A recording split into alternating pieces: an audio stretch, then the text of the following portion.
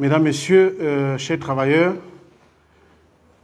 aujourd'hui, nous sommes appelés à communiquer avec vous sur une certaine démarche qui s'installe comme une tradition aujourd'hui. Une démarche qui viendrait de l'exécutif, notamment de la présidente de la République. Nous constatons, pour le déplorer, que la présidente de la République veut gérer les syndicats comme une épicerie. La présidente de la République veut diviser les syndicats. Nous avons une seule présidence de la République et nous avons un seul statut, c'est le statut de salarié et les organisations professionnelles. Nous ne pouvons pas comprendre que depuis le 23 septembre 2024, la coalition des syndicats du Gabon a déposé sur la table du chef de l'État une demande d'audience après un constat négatif. Le constat serait que les collaborateurs, certains collaborateurs proches du chef de l'État, certains membres de la famille du chef de l'État seraient en train de diviser les partenaires sociaux, seraient en train de, j'ai envie de dire, tuer le dialogue social dont nous sommes battus il y a plusieurs années. Nous n'acceptons plus ça. Et la preuve, c'est qu'aujourd'hui, un groupe se retrouverait, au moment où nous parlons, à la présidence de la République pour être reçu par le chef de l'État. Un groupe appelé celui d'Awendje, de la réussite. Est-ce qu'on aurait deux statuts? Est-ce qu'on voudrait nous faire comprendre que la coalition serait reçue par ailleurs? Nous voulons mieux comprendre aujourd'hui et nous voulons attirer l'attention du chef de l'État de ce que certains de ses proches collaborateurs, certains de sa famille soient en train de tuer, entre guillemets, sa politique. Vous vous êtes engagé, monsieur le chef de l'État, sur la restauration. La restauration, ce n'est pas seulement la Constitution. La restauration pourrait être aussi comportementale et administrative. Nous avons dit ici au siège, il y a quelques jours, que nous allons obéir aux normes conventionnelles d'invitation. Nous ne pouvons pas comprendre que l'invitation du chef de l'État nous vienne de nos camarades. Nous vient de nos camarades.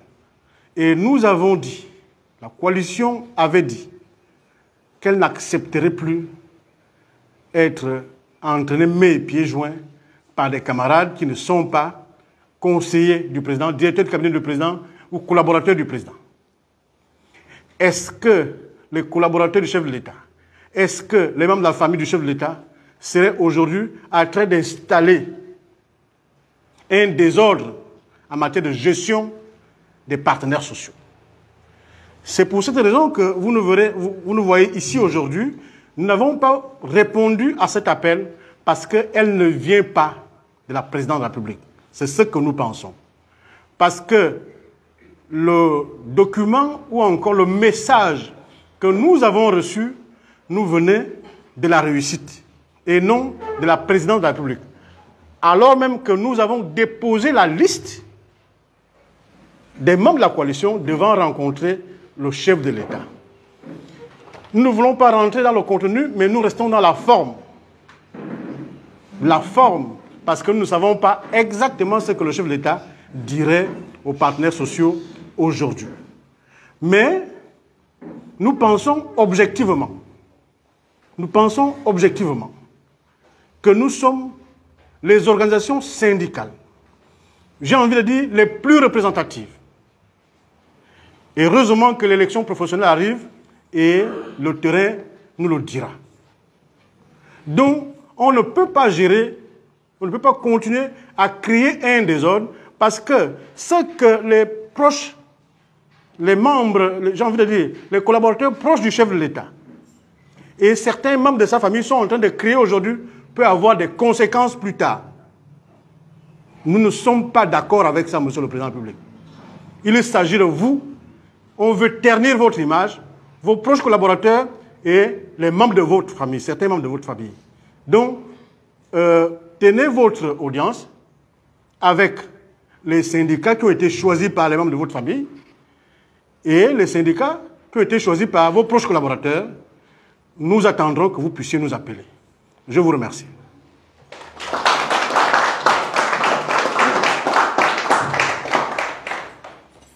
Merci, camarades. Merci, chers camarades, pour la spontanéité avec laquelle vous avez répondu à notre invitation.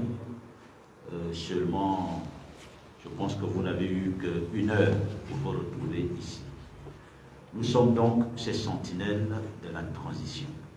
Contrairement à l'image que nos détracteurs voudraient bien propager de nous, une fausse image. Nous sommes les sentinelles de la transition. C'est pourquoi, à la suite du camarade Emmanuel Beba, je vais me permettre de dire aux nouvelles autorités, au président particulièrement, que nous n'allons vous dire que la vérité. Vous n'allez pas entendre un seul mensonge de nous. Nous n'avons pas d'autre canon que ces rencontres de presse pour vous dire la vérité. Parce que, personnellement, je peux comprendre que le fait d'être entouré par les mêmes qui ont créé des dissensions dans le monde syndical, puisqu'ils sont toujours autour de vous aujourd'hui, ils ne peuvent pas changer tel que je le crois, et donc ils continuent à jouer le même rôle, avec les mêmes amis, et avec ceux qu'ils avaient déjà désignés à l'ère d'Ali Bongo comme ennemis. La vérité nous oblige, ainsi que la responsabilité, de vous dire la vérité, de vous dire ce que nous pensons. Nous pensons que vous avez trouvé cette situation dans le monde syndical. Mais vos collaborateurs, au lieu de vous amener à terre ces dissensions au sein du monde syndical pour que les syndicats évoluent en bloc, ils préfèrent rester dans les anciens chemins. Ces chemins n'ont jamais fait du bien à l'Ivoire. Et vous le savez parce que vous êtes patron du renseignement.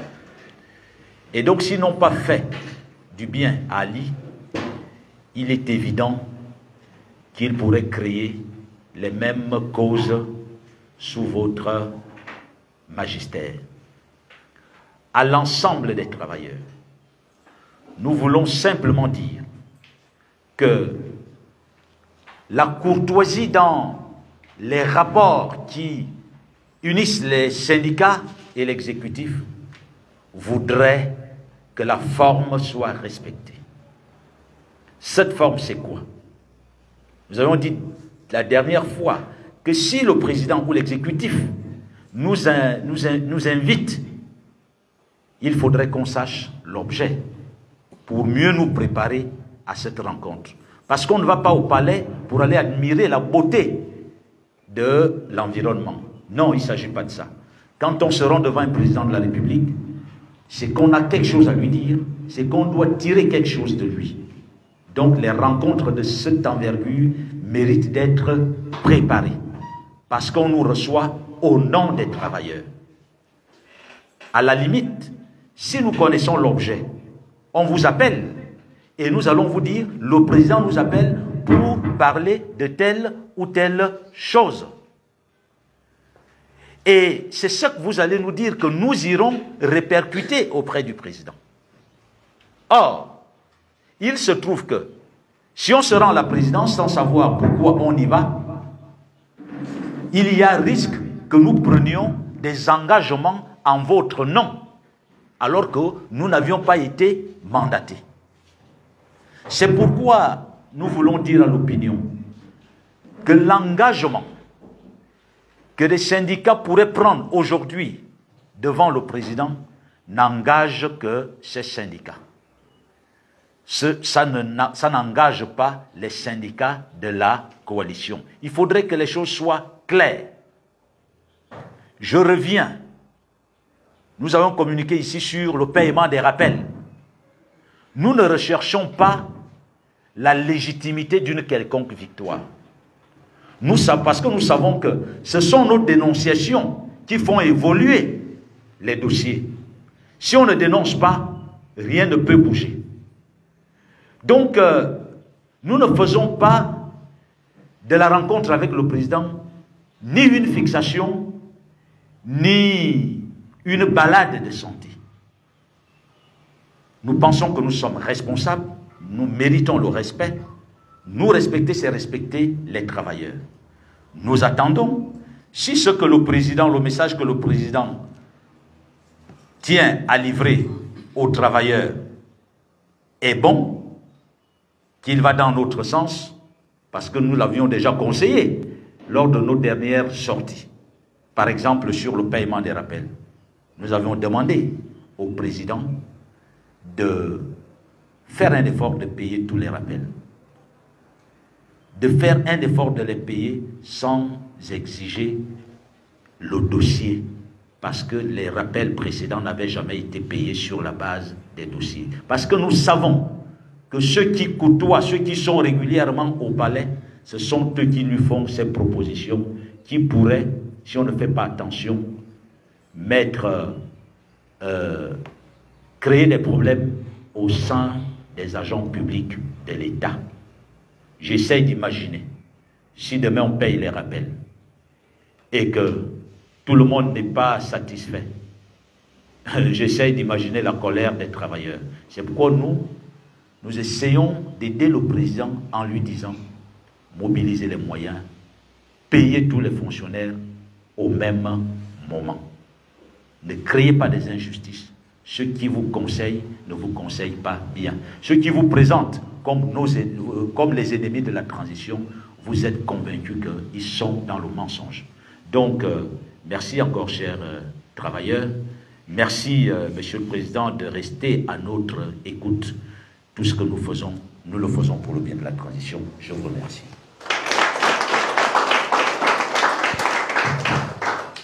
Bien, on va d'abord faire la droite, après on fait la gauche. Tout le monde devrait parler parce que c'est une question de la coalition. Donc on va commencer par le bout, on revient.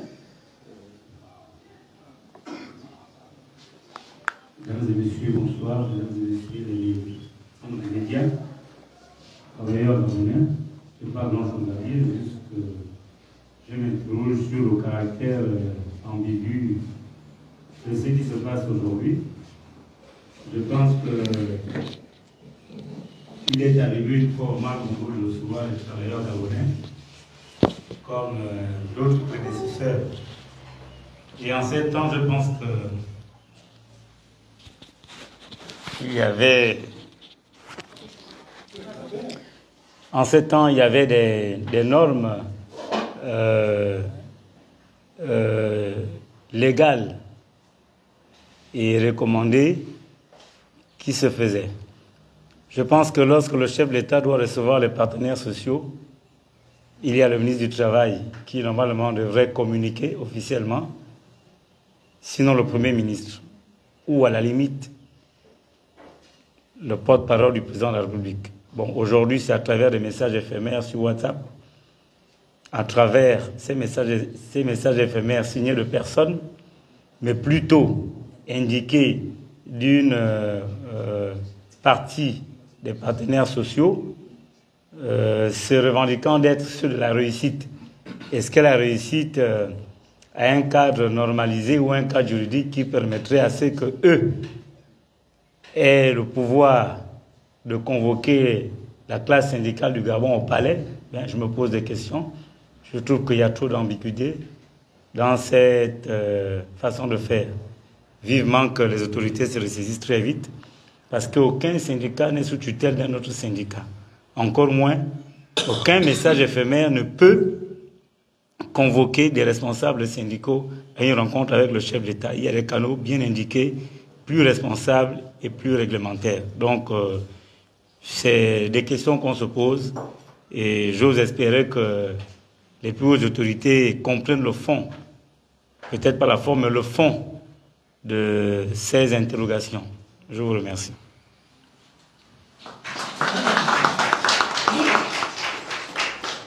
Merci, chers compatriotes, chers travailleurs, chers retraités.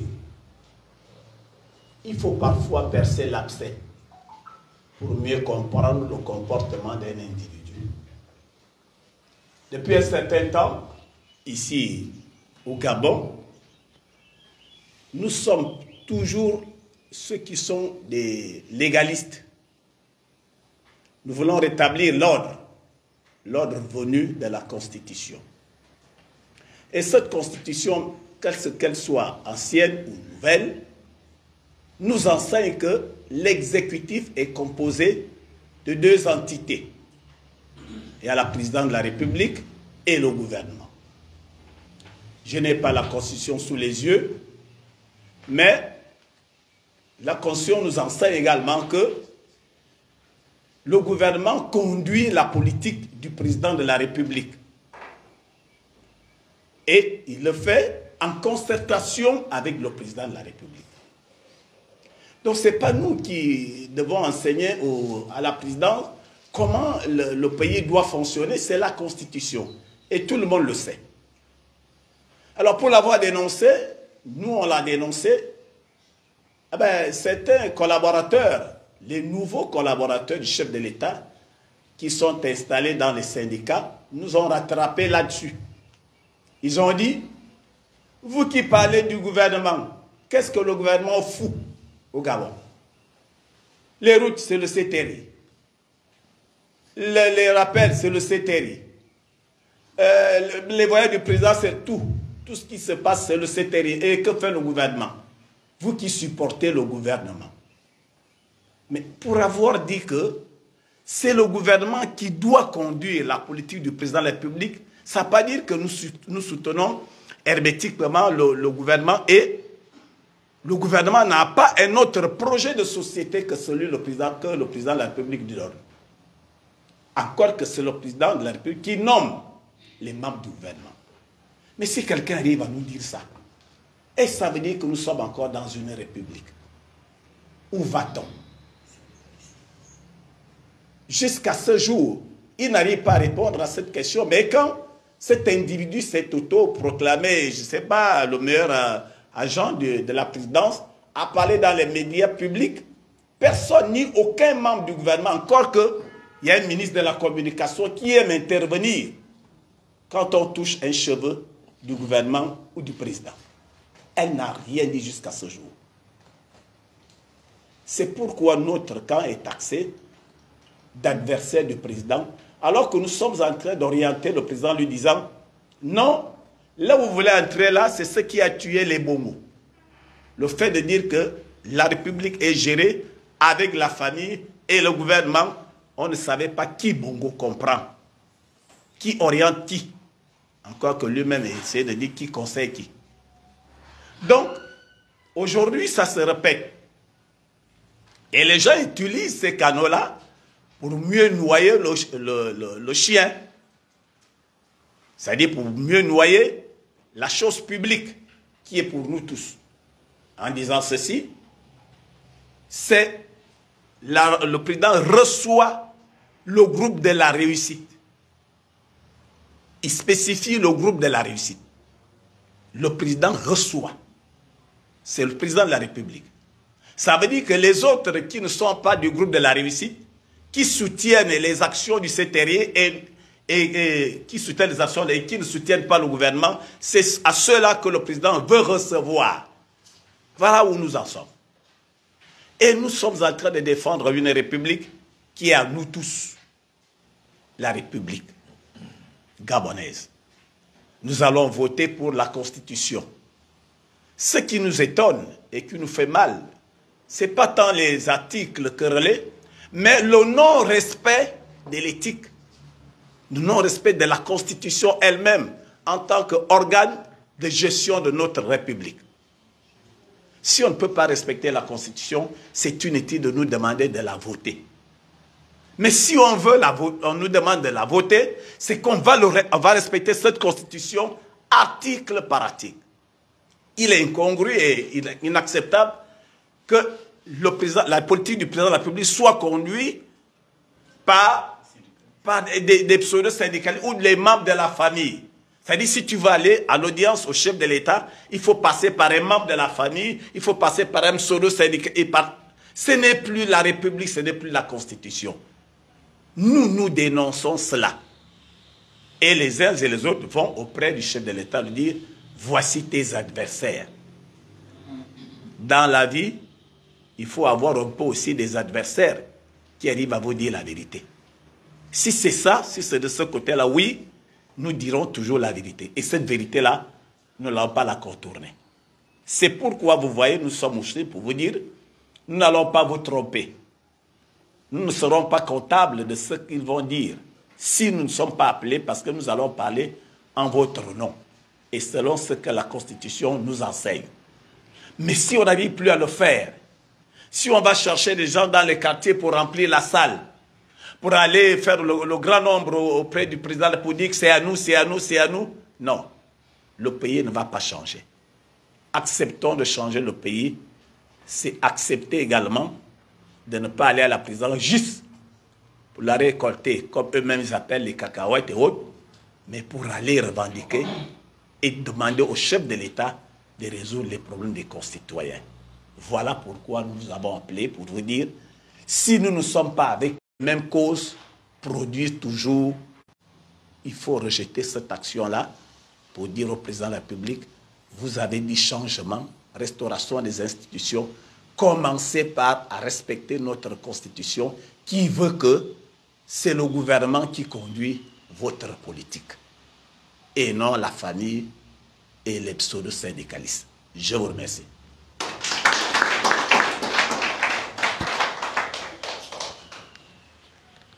Oui, avant de passer la parole au camarade Jean-Robert, je voudrais tout simplement demander au leader d'être un peu, j'ai envie de dire, bref, parce que nous courons derrière les heures.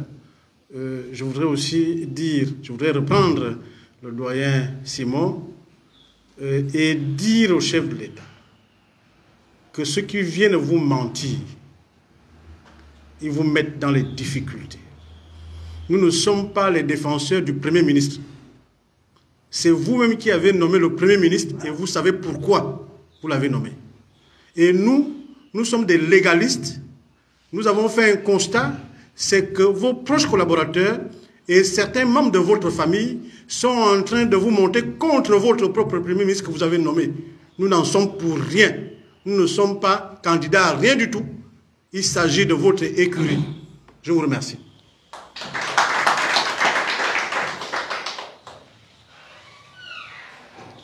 Bonjour, très chers camarades. Bonjour. Et merci à tous les camarades présidents autour de cette illustre table. Je voudrais m'adresser particulièrement au président de la transition, le général Nguema. Au lendemain du coup dit de libération, vous avez inscrit la transition sous le signe de l'inclusivité. Et l'inclusivité, vous l'avez expliqué par votre volonté d'impliquer toutes les énergies, toutes les intelligences et tout le génie gabonais à la mise en œuvre de la construction d'un nouveau pays. Or, pour être bref, votre pratique managériale des partenaires sociaux laisse à désirer. En effet, aujourd'hui, nous assistons à deux clans, deux groupes. Un groupe dit d'opposants de grévistes qui est déjà blacklisté et un autre groupe qui a des allées au palais à travers vos plus proches collaborateurs et certains de vos parents. Cette pratique exclusionniste des relations entre la transition et les partenaires sociaux est de nature à mettre à mal la réussite de cette transition dont vous avez vous-même dit au début qu'elle nécessitait la participation de tous et l'implication de tous. Or, côté partenaires sociaux, nous assistons plutôt à une posture exclusionniste qui vous prive des avis les plus justes, des avis les plus honnêtes et qui vous prive d'une certaine vérité. Mon souhait et le souhait de tous ceux qui sont autour de cette table, c'est que très vite, pour employer un terme à la mode, vous puissiez, Monsieur le Président de la République, restaurer votre pratique de traitement des partenaires sociaux. Je vous remercie.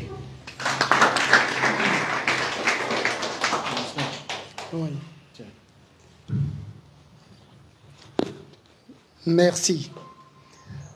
À l'endroit des camarades qui sont dans la salle, je voudrais simplement dire que les expressions qui sortent de ces leaders qui sont sur cette table traduisent une inquiétude, laquelle inquiétude vient de l'espoir suscité par ce qui s'est passé le 30 août, de retourner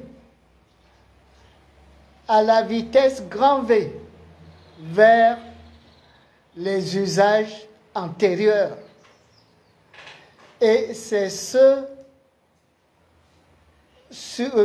sur quoi nous sommes en train de voir se profiler. Et nous, leaders de la coalition, ne pouvons pas nous taire. Sommes obligés de renvoyer aux gouvernants le reflet de l'image que présente le miroir. C'est pourquoi vous nous entendez parler ici du fond du cœur. C'est pour ne pas retomber dans les travers du passé. Et pour ne pas retomber sur les travers du passé, il suffit simplement d'être régalien, respecter la loi et aller dans ce sens.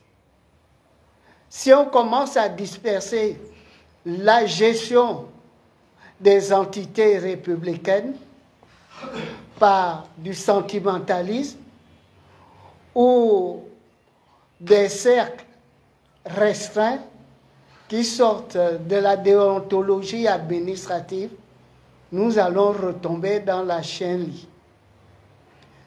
À l'endroit des membres qui ont fait le déplacement, pour être bref, je voudrais simplement vous demander d'être mobilisés autour des responsables des syndicats qui ont transféré vos noms, car des messages vous parviendront pour connaître quelle est la suite qui va être réservée à cette sortie médiatique. Je vous remercie.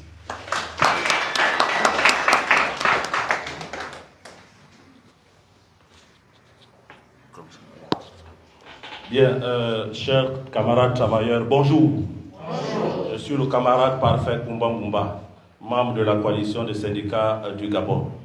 Je vais m'adresser au président de la République, chef de l'État, son Excellence le général de brigade, Brice Clotaire de Guinguema. Monsieur le Président, au soir du 30 août, vous avez libéré les Gabonais, en général, Gabonais, Gabonaises. Et aujourd'hui, vous êtes le président de tous les Gabonais. Nous n'allons pas tolérer un seul instant que vous puissiez accepter cette division parce qu'au soir du 30, vous avez prôné pour l'unité. Monsieur le Président de la République, les syndicats dont vous allez recevoir aujourd'hui est une partie des syndicats au niveau du Gabon. C'est la représentativité qui compte.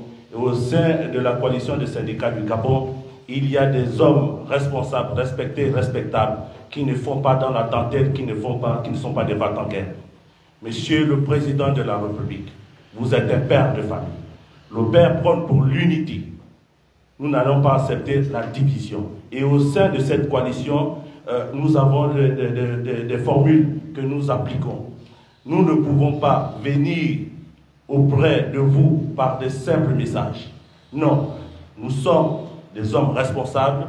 Nous avions des numéros de contact que vous pouvez bien nous contacter afin d'échanger sur le bienfait des travailleurs de notre pays. Monsieur le Président de la République, chef de l'État, le Gabon est notre pays, aujourd'hui dont vous êtes président, regorge plusieurs syndicalistes. Et entourez-vous des syndicalistes qui vous disent la vérité. Vous n'êtes pas président d'un groupe, vous n'êtes pas président d'une famille, vous êtes président de tous les Gabonais. Je dis bien de tous les Gabonais. S'il vous plaît, si aujourd'hui les Gabonais se sont levés au soir du 30 pour la libération, continuez dans ce sens. Ne venez pas écouter les on a dit. Non. Aujourd'hui, dire que la coalition est un syndicat ou bien des confédérations des opposants, nous ne sommes pas des opposants, Monsieur le Président. Nous disons tout simplement la vérité. Autour de cette table, nous avons les leaders syndicaux, les responsables qui veulent le bien de la nation gabonaise, qui veulent vous accompagner dans votre mission. Mais pour arriver, il faut que nous soyons unis, Monsieur le Président. Ne faites pas dans la séparation, ne faites pas dans la division, Monsieur le Président. Sur ce, je vous dis merci.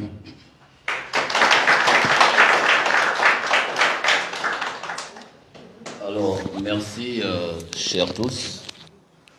Je suis Michel Vilgis Namé Togo, président du SAMTAC, qui est membre également de la coalition ici présente. Je suis très sûr que le président de la République, étant celui qui dirige le renseignement dans un pays, est dans la salle. Quand je dis qu'il est dans la salle, c'est parce que nous connaissons comment le renseignement fonctionne. Et que tout ce que nous sommes en train de dire ici, le président nous écoute. Alors nous sommes vos partenaires, Monsieur le Président. Et un président, comme le disaient déjà la plupart de mes camarades ici, est un père de famille. Et lorsqu'on est un père de famille, on sait écouter, on sait attendre et on sait également à quel moment prendre la bonne décision pour le bon fonctionnement de notre État, pour le bon fonctionnement d'un village, pour le bon fonctionnement d'une patrie. Certains d'entre nous n'avions pas les pays de rechange, en l'estar du Gabon, notre pays. Et c'est ce qui nous anime à vous dire des vérités, rien que la vérité. Vous pouvez constater parmi les listes, les syndicats que vous allez recevoir d'ici quelques minutes, il y en a qui portent les noms, ou qui vont parler, ou qui viennent au nom des syndicats dont ils n'ont pas la légitimité. Vous pouvez fouiller vos listes, vous avez le renseignement. Et c'est pour ça, avant de clôturer, Monsieur le Président, en ma qualité d'homme d'église, je vous renvoie à lire 2 Samuel 9. 2 Samuel 9, les versets 1 à 8, sinon à 10, sur l'histoire de Saül, de David et de Ziba, où le faux passe pour le vrai et fait passer le vrai pour le faux. Monsieur le Président de la République, c'est par amour de notre nation que nous vous donnons ces conseils, que nous vous donnons ce conseil. Avant de dormir, prenez soin de lire cette histoire. Il s'agit là de la vie du Gabon également. Vous avez consacré le Gabon ce jour-là du 30 août passé 2023 entre les mains du Seigneur. Alors, et ce Seigneur que nous connaissons n'est pas un Seigneur de division, n'est pas un Seigneur qui n'écoute pas, n'est pas un Seigneur qui ne voit pas. Monsieur le chef d'État, ouvrez les yeux, que Ziba arrête de vous traumatiser. Le Ziba peut même être un membre de votre famille qui vous donne des fausses informations et des faux conseils et qui vont demain ou après-demain vous envoyer, comme le dit au quartier, sur le chemin de si je savais. Monsieur Ali Bongo Diba doit être un modèle, sinon un exemple pour tout leader gabonais. Lorsqu'on s'entoure d'orgueil, qu'on refuse d'écouter, qu'on refuse de voir la vérité qui se trouve en face de nous, et alors il y a des conséquences. Et ces conséquences nous viennent toujours de Dieu qui nous a créés et qui nous connaît tels que nous sommes. Je vous remercie.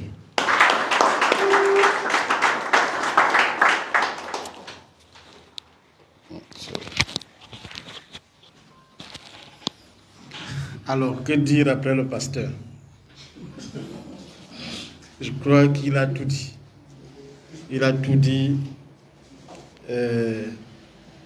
Nous voulons tout simplement dire merci, pasteur.